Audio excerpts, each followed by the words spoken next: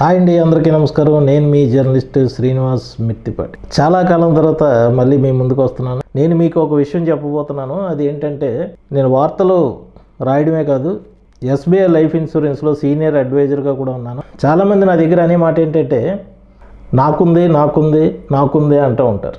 కాలంతో పాటు చాలా మార్పులు వచ్చాయి మిత్రమా. ఆ రోజున ఉన్న కాలమాన పరిస్థితులకు తగ్గట్టుగా మీ ఆలోచన విధానాలు సాగాయి. అది అప్పటికి కరెక్ట్. అంటే ముఖ్యంగా మనుషుల ఆర్థిక స్థితిగతులు మారాయి. భారతదేశం అభివృద్ధి చెందుతోంది.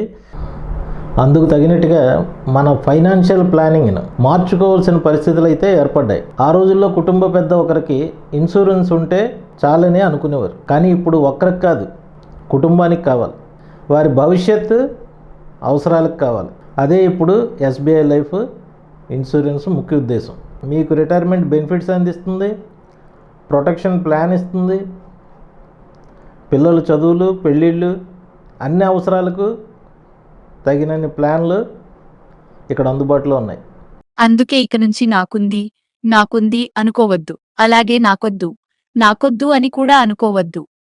కాలం మారింది మిత్రులారా, మార్పుని ఆహ్వానించండి, భవిష్యత్తును ఆనందమయం చేసుకోండి.